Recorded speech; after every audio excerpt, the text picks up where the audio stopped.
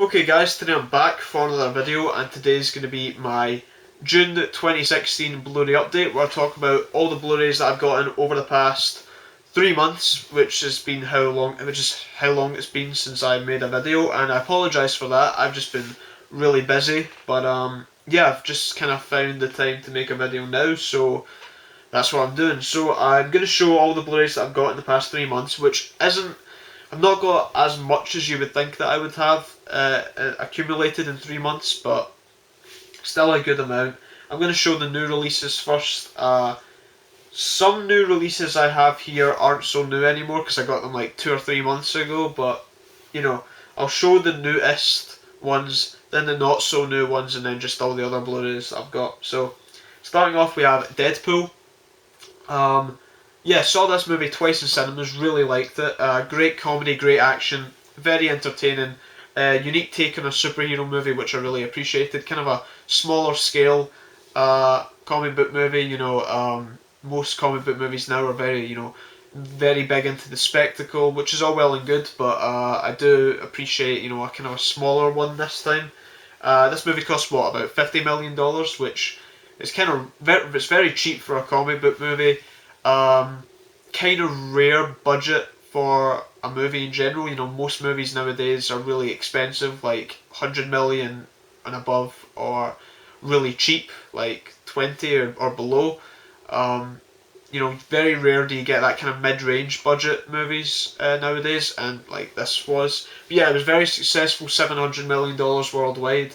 And yeah, it deserved it. The only really gripe that I would have with the movie is maybe the villain was underdeveloped, but yeah, the Blu-ray itself has a really nice slipcover, and it comes with the red Blu-ray case, so that's nice. And if I can get this slipcover back on, there we go. So yeah, that's Deadpool. Next we have The Revenant, one of my favourite movies of last year. Great performances, great direction, a spectacle in its own right, not because of the special effects, but because of the cinematography. Obviously, cinematography was done by Emmanuel Lubezki, one of the best cinematographers around. I believe he won an Oscar for this. I might be wrong, but yeah, obviously this is the movie. Most notably is the movie that Leonardo DiCaprio finally got his Best Actor Oscar for, finally. And Alejandro G. Inarritu got his Best Director Oscar for the second year in a row, the year before he got it for Birdman, which I also have in Blu-ray. I need to see more of Alejandro G. Inarritu's movies, because the only movies of his that I've seen is this and Birdman. But yeah, and they're both great. So I'd give the slight edge to Birdman, but this movie is, very good, and just a really good story that kept me entertained for the full 2.5 hours. So yeah. Next we have Snoopy and Charlie Brown, the Peanuts movie. This is a good movie, a harmless, fun movie. I liked it enough to buy it on Blu-ray. I feel like this movie took a little bit longer than I thought it would to come to Blu-ray from cinemas. Like, I feel like, because this movie definitely came out before Star Wars, like a month before Star Wars, and in cinemas, and then it came out like a month after Star Wars in Blu-ray. So I don't know why, but nonetheless, yeah, a good movie, and I would recommend that you watch it. I've got nothing but really good things to say about it. Just it's a nice movie. It's not exceptional per se, but it's nice. Spotlight. One of my favourite movies of last year. Great writing, great performances. Everybody gives great performances in this movie, to the point where I can't really pinpoint who was better than who, but everybody's just terrific in this movie. And just an interesting story overall. So yeah. Also has a nice slipcover too. Like the spotlight's kind of like it's embossed and has kind of a gloss to it. But yeah, I'd recommend this. It's probably in my top 5 of last year, but yeah. To be honest, last year there was plenty of good movies, and plenty of really good movies, but I didn't feel like there was a properly great movie last year. The closest was probably Inside Out. But yeah, I don't know. I find it difficult to pinpoint like a definitive like great one of my favourite movies of like 2015. I think it was Inside Out, but like, there was a lot of very good movies, but there wasn't a great movie. Like I actually thought, 2014 had tons of great movies, but I won't get into that. But that's, I guess, a whole other thing. As for 2016 so far, there's been maybe two movies that I consider like close to great, maybe great, like very awesome movies. That would be, in terms of what I've seen, that'd be Captain America: Civil War and The Nice Guys. But yeah. Next we have The Big Short. Again, really nice slipcover. Not my favourite, not in my top 10 of last year, like it would be for most people, but a good movie nonetheless. A really good movie, actually. Really interesting, good performances. A nice dynamic style when it came to the editing and the dialogue and the writing and stuff like that, which is obviously all down to, and directing, which is all just down to Adam McKay. But yeah, so I enjoyed that aspect to it, and yeah, just an interesting story. Next we have Creed, spin-off of the Rocky series, obviously, and obviously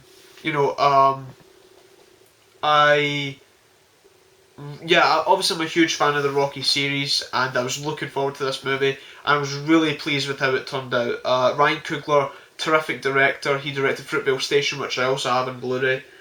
He's directing Black Panther next, which I'm really looking forward to. And just he really understood.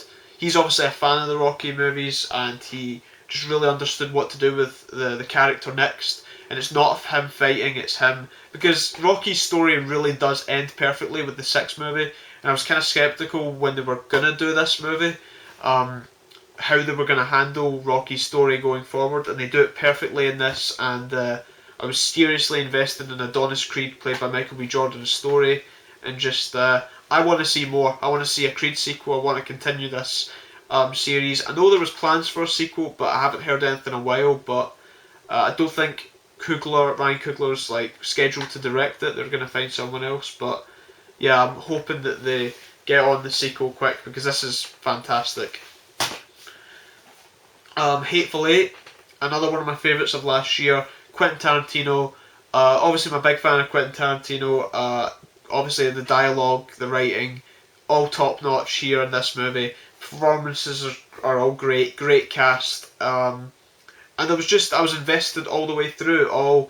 How long is this movie? 2 hours and 47 minutes. So I was invested all the way through, and that's all I can ask for. So yeah, I was pleased with how this movie turned out, and not one of my favourite Quentin Tarantino movies by any means. I mean, it's nowhere near on the level of Pulp Fiction, not on the level of Reservoir Dogs, not on the level I probably wouldn't even put it on the level with Glorious Bastards, or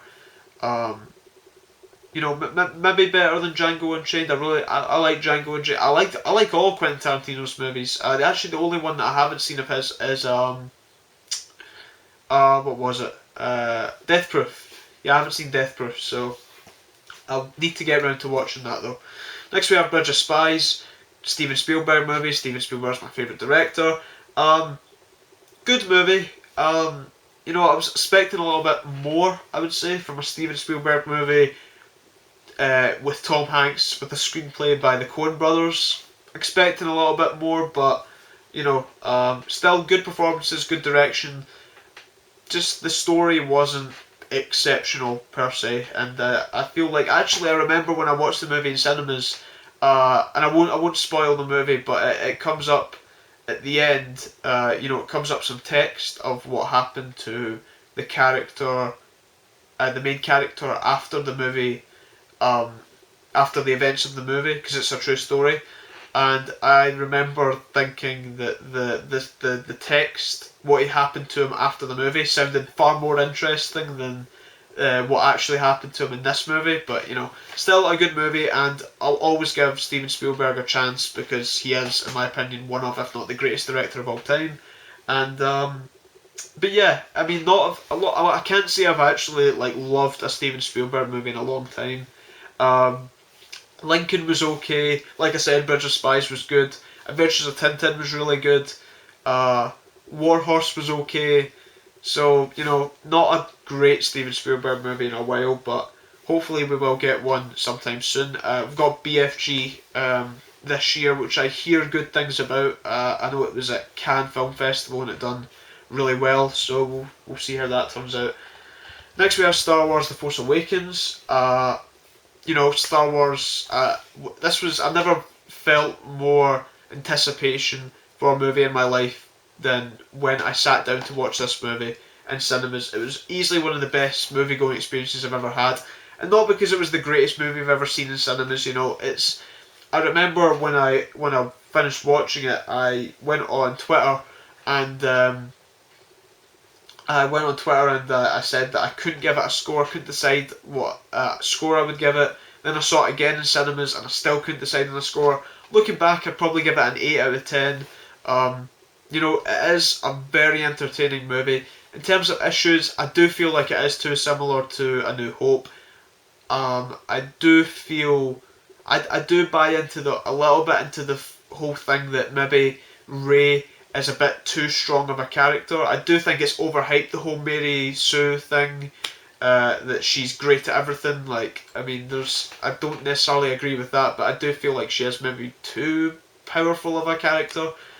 Who knows, maybe that'll be explained in a later movie, but nonetheless, it does have its issues, but Star Wars obviously is, I probably wouldn't be sitting here talking about doing this YouTube channel, centering on movies if it wasn't for Star Wars. So, Star Wars did change my life in that aspect, and it was a very personal and extraordinary experience to sit down after 10 years of absence to see Star Wars on the big screen again, and I cannot wait to see where the rest of the movies go. We've got the spin-off film Rogue One this year, which obviously I can't wait for. I'll always be there to see a Star Wars movie, and then we've got Episode 8 and so on and so forth. So yeah, but and also I got the Dark Side slipcover. I was going to get the Steelbook. I pre-ordered it, then cancelled it because I realised I don't really care about Steelbooks anymore. And then I decided just to get the Dark Side slipcover because it looks better than the Light Side.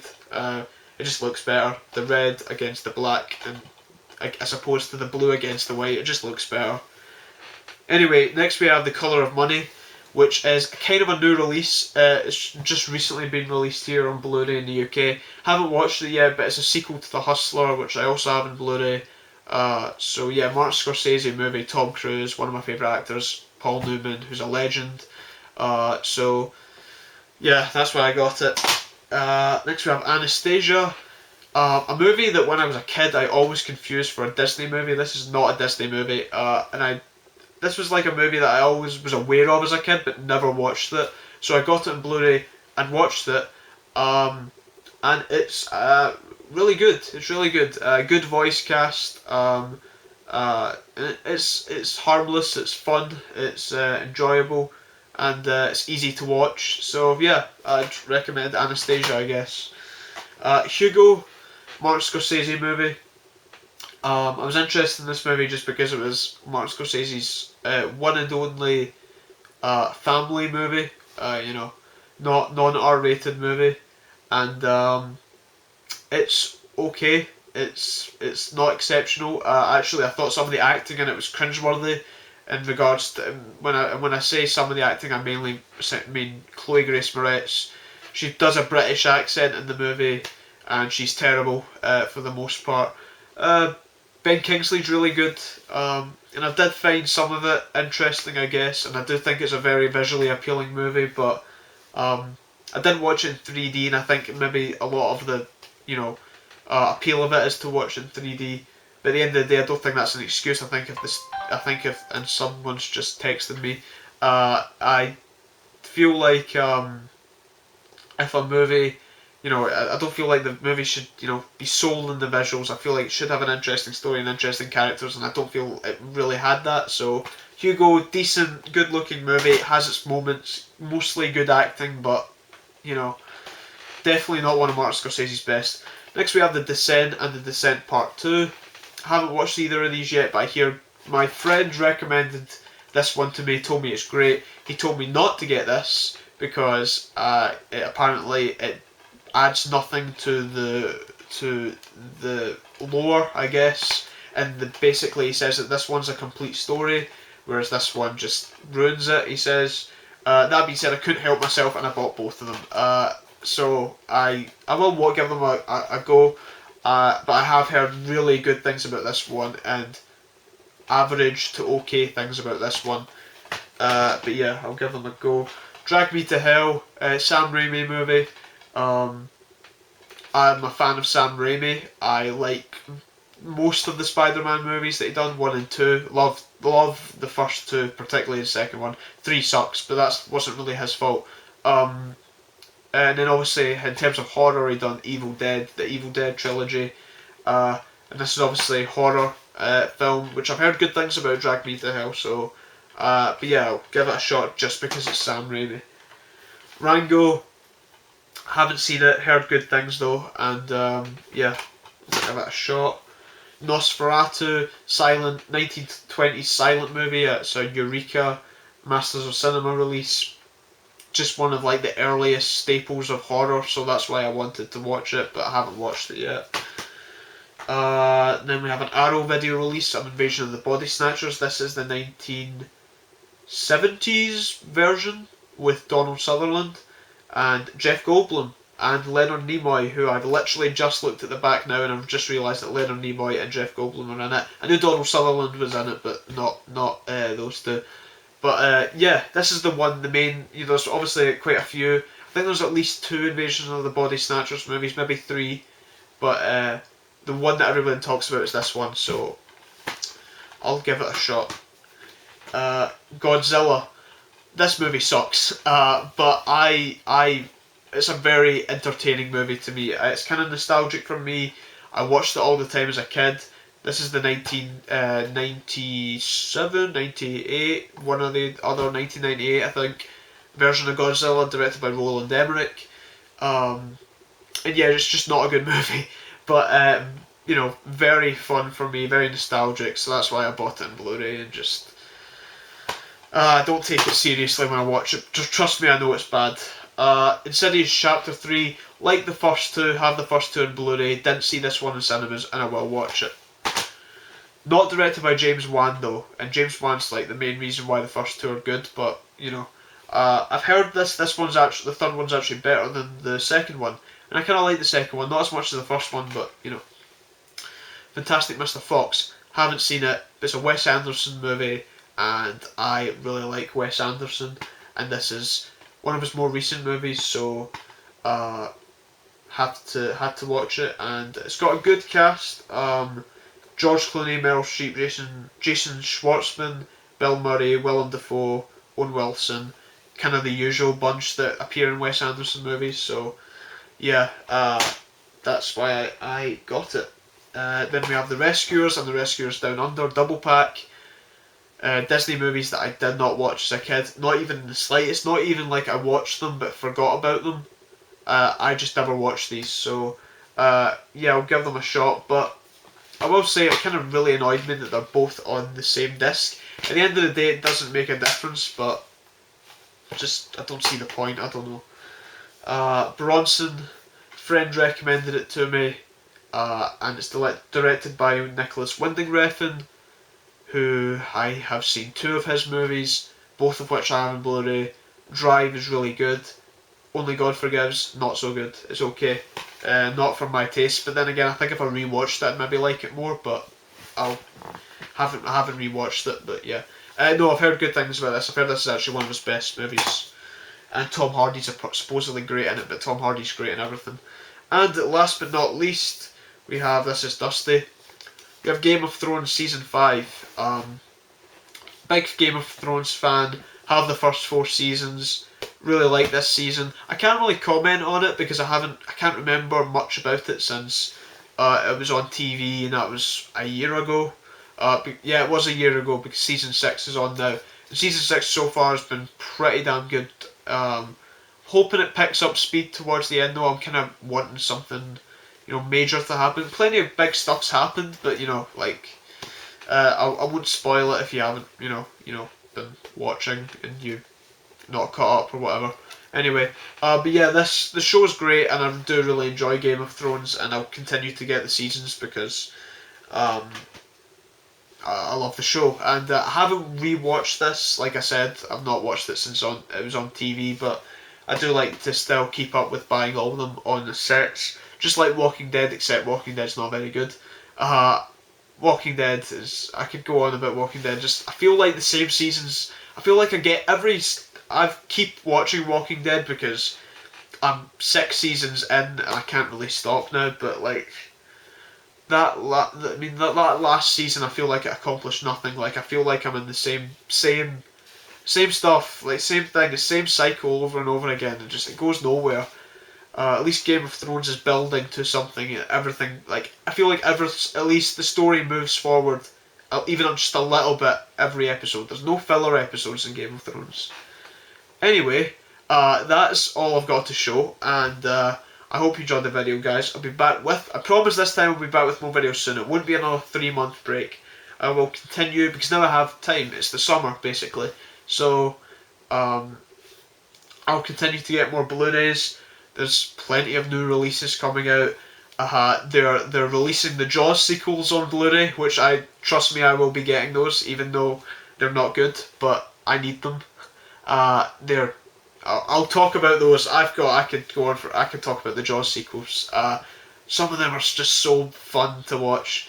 But I'll talk about them when I get them on Blu-ray because I was on Amazon and I was just looking at new releases and I was so surprised that they've actually released finally the Jaws sequels. But anyway, I'll hope you enjoyed the video, guys. Be back with more videos soon.